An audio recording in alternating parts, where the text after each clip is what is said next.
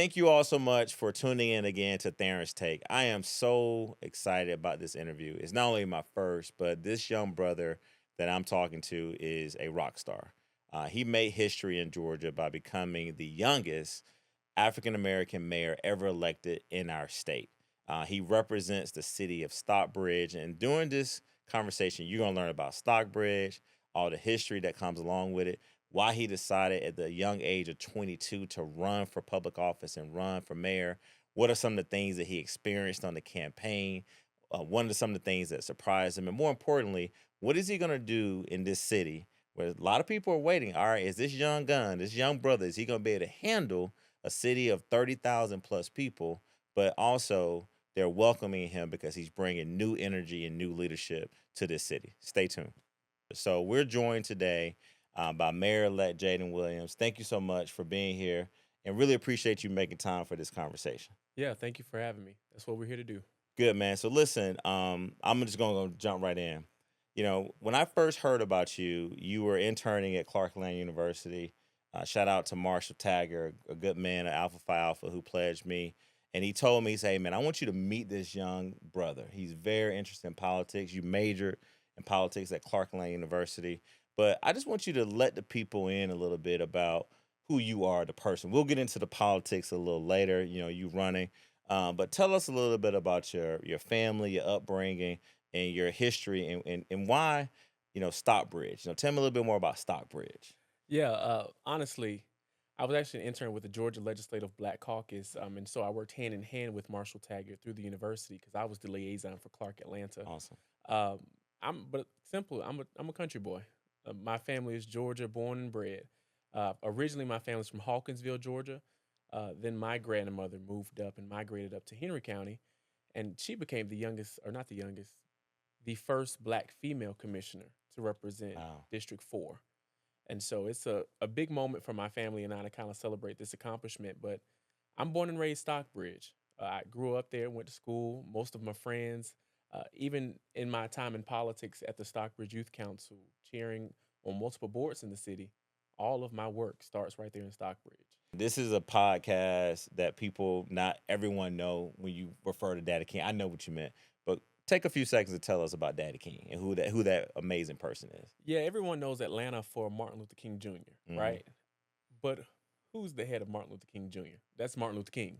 Correct. Daddy King is actually born and raised in the city of Stockbridge, where Martin Luther King Jr. did his first sermon, was actually Floyd Baptist in Stockbridge. Wow. That's our downtown area. We even have a trail dedicated to his father because of the legacy that they have, not only just from Atlanta, but right there in the city.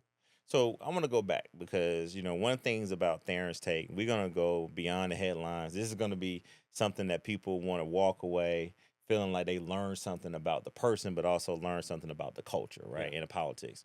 So what would one of your classmates in middle school, high school in Stockbridge say about you if I went out there and asked them, tell me how was Jayden Williams the middle school and high school? And I'm gonna get to Clark in a minute. they would.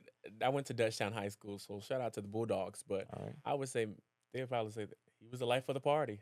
But I also did government and civics in high school, so Okay. they always knew me for being out in the community. They always knew me for doing SGA. I did every year SGA, Student Government Association. So I mean, they always knew I was around. So when you say life of the party now, were you the one that was at the house party when the parents was out of town and you got a little bit more litty than others? Or were you sort of a loud and vocal sort of person that got along with everybody? Or were you a little bit kind of like, all right, I'm gonna be a scholar, but when the time presents itself and people are not gonna be judgmental, I'm gonna be, a fun guy. Now let me say this: my mother is a 25-year U.S. veteran, Okay. active There we still. go. I couldn't be out there just doing nothing crazy and jumping around, but I was that loud vocal student who wasn't scared to jump out and do a dance or two, just to get the people riled up. So I mean, I was that outgoing country boy. You know, we call it Southern hospitality down Yeah, here, yeah, yeah. just being that outgoing and always smiling. So let's get to graduate from high school and then walk me through the decision to go to the wonderful, I think the best historically black college and university in the world, Clarkland University. Take us through that transition from going from a high school student who had fun, grew up in with a military mom, but also, focus on your academics. And how did you choose Clark Atlanta University? Now this is a funny story, and Okay. and and I know my AUC family gonna beef with me just a little bit. Me and my mom were actually touring Morehouse College. Oh man, no, you know Uh, what? Stop the pot. Oh god, there you well, go. we were touring Morehouse College, and me and mama got on the campus after the video. The video was nice, really nice video. We looked at each other, just looked at the campus, and we walked off. Mm. Ended up on Clark Atlanta's campus right before they started their campus tour. I'm a history fan. As soon as we walked in and jumped in that tour and they started talking about the history, the legacy of Atlanta University, Clark College, the promenade itself, me and mom looked at each other and said, yeah, this is home. We're there. And that's really the start of my journey at Clark Atlanta. So did you visit other schools? I know you applied to other schools, but did you have any other college visits? I didn't visit no other school after that first tour to Clark Atlanta. Man, let me tell you this. Shout out to Clark Atlanta University. That's one of the first times I've heard somebody say that they only did, you start off at Morehouse and then you came over to Clark Atlanta, you end up going there. Mayor-elect Williams, so, we got through the high school, college, thank you again for attending Clark Atlanta University. But clearly there was something that happened at Clark Atlanta University, and I think even before that, that prepared you to want to decide, hey, I want to run for mayor. Take our viewers and our listeners into that process. So before even going into Clark Atlanta, I am a proud lifetime member of the NAACP. I've served as state conference president, rechartering president, and on some national boards. And one of the things I saw as state conference president in the cases I worked on was Ahmaud Arbery's case here in Georgia. And that's when I knew for a fact there is not always a safe place for Black men here in Georgia. Mm. With that, I said it needs to be some opportunities for us to feel included, for us to make our voices heard, and to get out there and actually mobilize. I say this quote all the time. I just kind of rechange it though. Shirley Chisholm said, "If they don't give you a seat at the table, bring your own." I say, if they don't give you a seat at the table, take their seat. Mm. And that's exactly what I did, because I understood that in order for us to really make some change, we had to get in those rooms, but not only get in the rooms, but take the positions that have the power. Well, the NAACP definitely played a pivotal role in my career because it's that advocacy, it's that really going out here fighting for social justice and civil rights and equal rights. Yeah. That laid that foundation. But I'm gonna ask the tough question: why not city council? Why not school board? Why not state rep? Why not county commission? Why mayor? I told myself if I was to get into this political realm, I was going to start in the city that brought me up. I was going to start in the city that took me on as a sophomore in high school and made me their youth council mayor. I was going to give back to the community that poured into me to let me become the leader I am today. And I actually went to a council meeting and I said, I might run for city council. My councilman is born and raised in Stockbridge as well, but he's been on council probably 10 plus, 20 plus years. But when I went to the council meeting, I said, it's so much dysfunction and our mayor's letting it slide. It was so much back and forth. The mayor's not saying anything. Citizens are trying to talk. The mayor's not acknowledging. The citizens are trying to talk. And I said, the only way we can really get some change is if we change the standard of the head of our leadership. And that's when I decided to run for mayor. So was there other people in the race, or was it just head to head with the incumbent mayor? Head to head. Okay, so was that intentional? Did you hear that other people may want to run, or did you sort of maybe say, hey, you know what, I'm going to keep this quiet, and at the right time, I'm going to announce my candidacy? Well, I announced my candidacy August of 2024. There have been since August 2024 until maybe August 2025, which was qualifying, maybe 2 or 3 people that said, I'm going to throw my name in too, but I had already been campaigning. I'm on the ground. Ultimately, they just never qualified. So it ended up just becoming a head-to-head with me and the incumbent. What did people tell you when you were around the city and you said in August of 2024, I want to run for mayor? And not only I want to run for mayor, I'm 22 years old. Because I'm assuming in August you were what? In 24 you were? I was 21. 21. Yeah. So you went from being 21 to 22, leading up to 25 when you qualified in that August of this year. What were some of the conversations you had? Like, tell me, take us there. Like, did people say you crazy, you out of your mind? Did some people say, oh my God, I think this is great? And then did some people hedge and say, you know what, man, that sounds good, but I can't be with you in public, but I'll support you behind the scenes? Like, what was Give us an insight of what the response was. I think to any candidate that's jumping in and does not have a political stance already, people are always going to say, I'm going to support you, but I'm going to support you from behind the scenes. I had a few of those. I Hmm. had some people like, are you serious? Or are you just saying I'm going to run just to kind of intimidate them? And then I also had some people that was like, hey, I'm with you. I don't think one of the things that my team and I thought would happen would people say, no, you're too young. I can probably count on my fingers how many times from August 2024 to November the 4th, how many times I've been asked how old am I? Because apparently the people said my resume spoke for itself. But what resume? I mean, now you're 22. High school, you did some stuff. You talked about your upbringing. 4 years of college, as we like to use that word. You matriculated through Clark Lane University. So, what was it about in your resume? Because I'm gonna be honest with you, I'm a little shocked that your age did not come up as much. But I think that's a testament to Stockbridge being this city that's progressive at the same time, but they want their core values and that basic service, implemented to them. But what was it about your resume that you thought that maybe they said, you know what, all right, we're not gonna question his age as much? So I just to give you a quick synopsis, I was the youth council mayor. I served on the youth council for 3 years. Uh, Came to college, matriculated through Clark Atlanta, while also being a summer intern in every single department of our city. I Yeah. interned in every single one before coming in and running for mayor. I'm a two-time White House scholar under the Biden-Harris administration. So I'm helping finalize opportunities with the White House and HBCUs. Then I became the youngest chairperson for their Planning and Zoning Commission.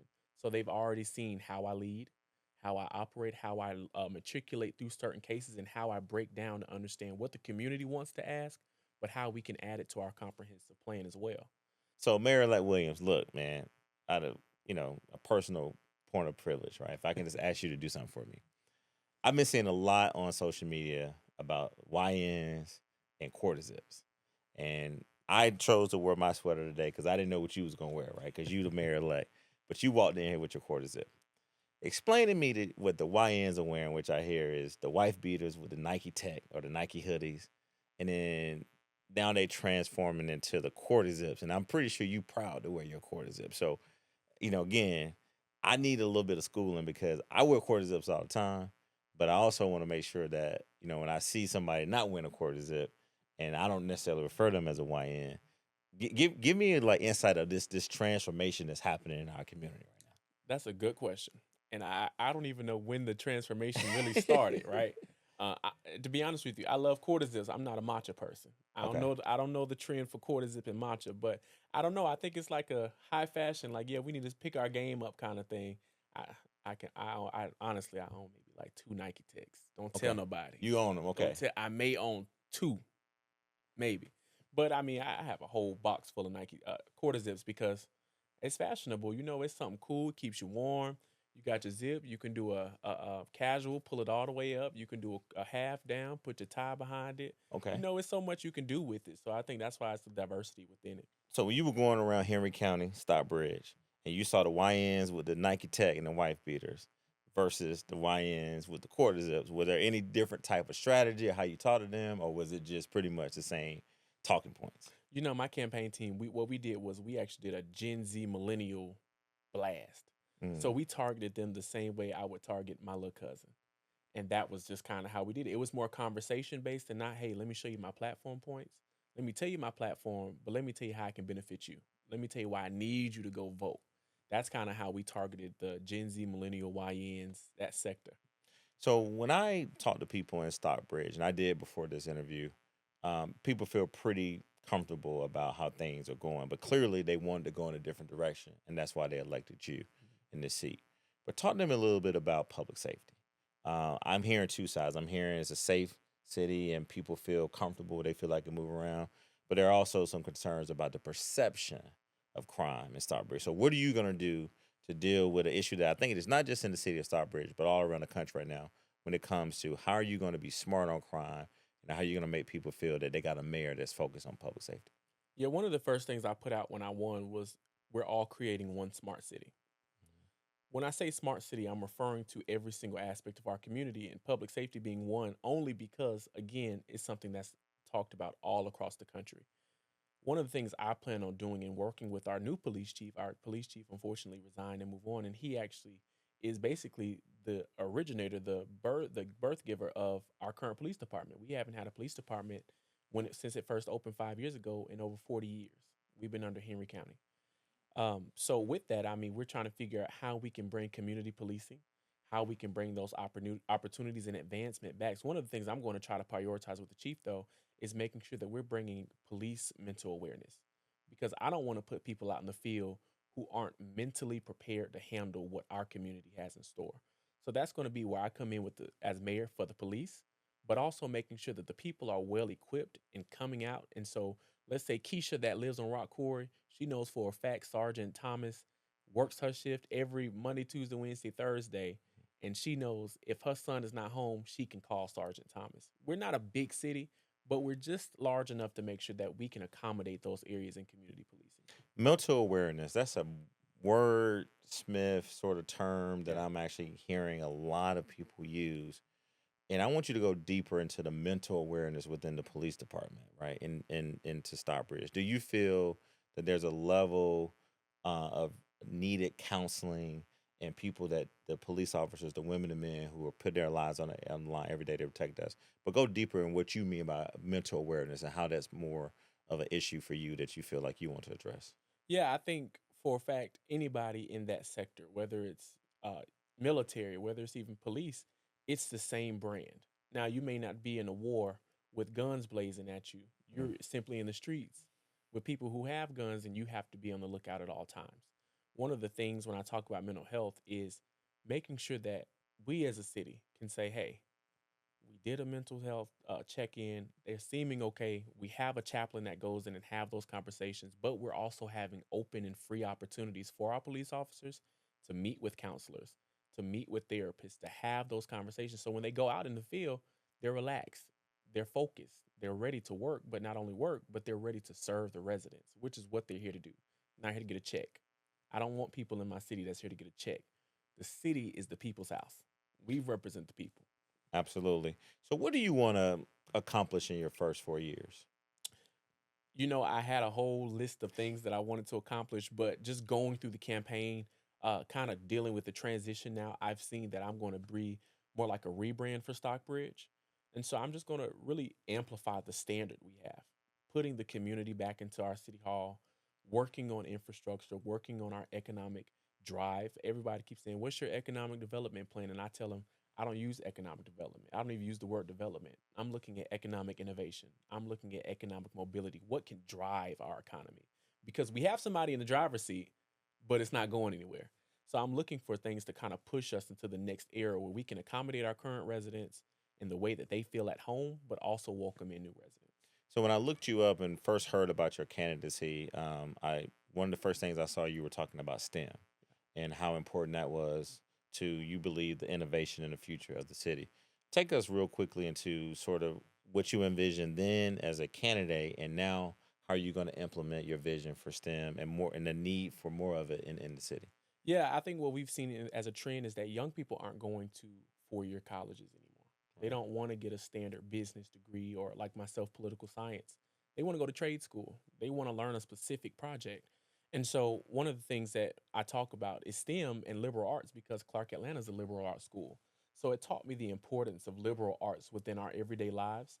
I would love to have some satellite campuses, maybe more so Clark Atlanta over others, but to just come into Stockbridge and showcase our young people and actually have those hands-on experiences. But now, of course, I said earlier on the podcast, Henry County Board of Education is putting $73 million STEM school right across from City Hall, and we've named it home for the city of Stockbridge. And so I look forward to building those partnerships and collaborations to make sure that we're engaging our young people to actually get involved in those opportunities.